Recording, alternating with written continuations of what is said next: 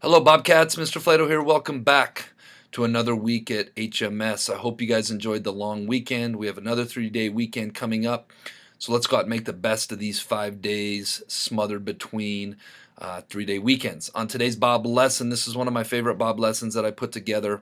It's called Three Things. And what this Bob lesson talks about is there's going to be people in life that test you, whether you're a middle school student, a high school student, an adult.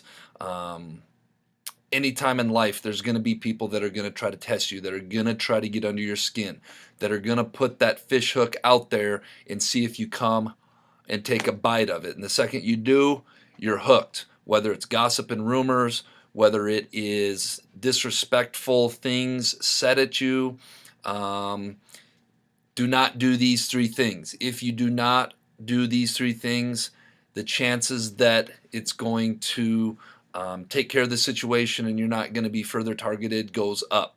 I think about these three things when I referee basketball and I have fans yelling at me, trying to get under my skin, and these are three things that I never do. And that was kind of the basis of this Bob lesson. So hope you guys like it. Hope you guys make this a great week. All right, I'm going to start this Bob lesson by simply putting a fish hook up on this screen.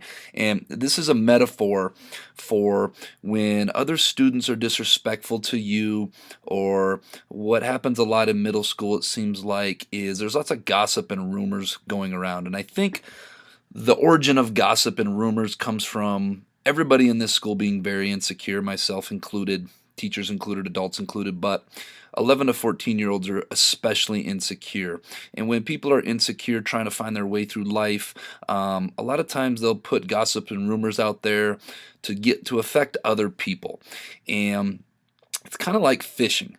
For any of you that have been fishing, you know you take a hook and you decorate it in bait. This is a worm on a bait. Some people use marshmallows. Other people use like lures, I think they're called. I'm not much of a fisherman.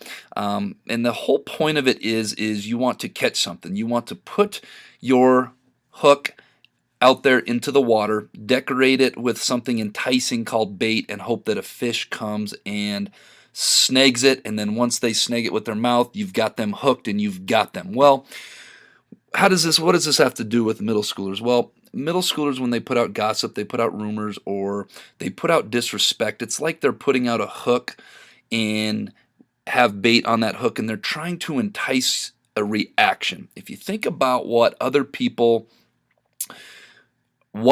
are disrespectful, it's all based in wanting an action. That's the only thing that they want. Just like fishermen want to put that hook out there and they want to reel in a big rainbow trout, when people get disrespectful, they want to put out something and they want a reaction. When people put disrespect out there, the main thing they want, their main goal, their main prize, is getting a negative reaction out of you. So on today's Bob lesson, I'm going to talk about 3 things to never do. And I talk about this all the time when students come into my office and there's rumors or gossip going on and they feel like they're powerless and there's nothing they can do about it. And in a lot of respects, they're right. The only thing you can really control in life is yourself and your actions. You cannot control other people. And these are the 3 things that I talk to students a lot about. These are the 3 things to never do so that you don't take the bait. All right, the first thing to never do, and this one is more specifically for gossip and rumors and people putting something out there to see how you react, is get defensive. And the reason that getting defensive is bad is because it gives that person that reaction that they're wanting.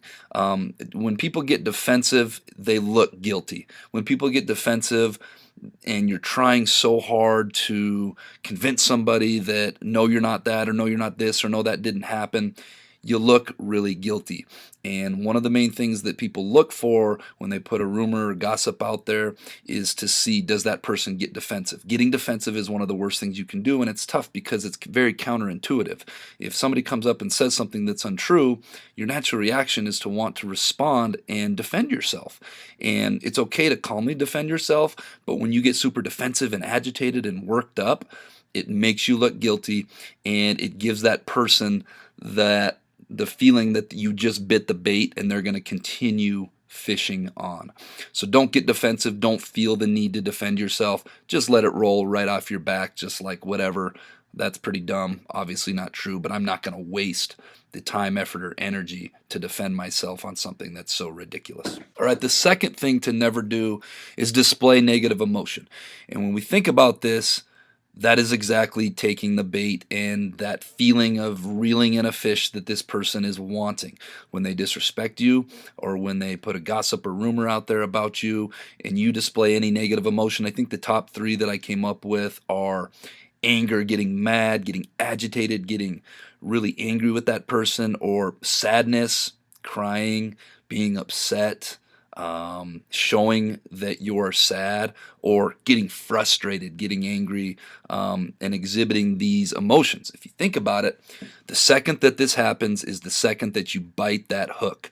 The second that you display negative emotion when these things happen is the second that that other person wins. And I know it's not a game, but sometimes it can feel like a game, and we have to approach a lot of things life like it is a game, like we have to have a strategy, and that's the overall thing I'm trying to talk about today.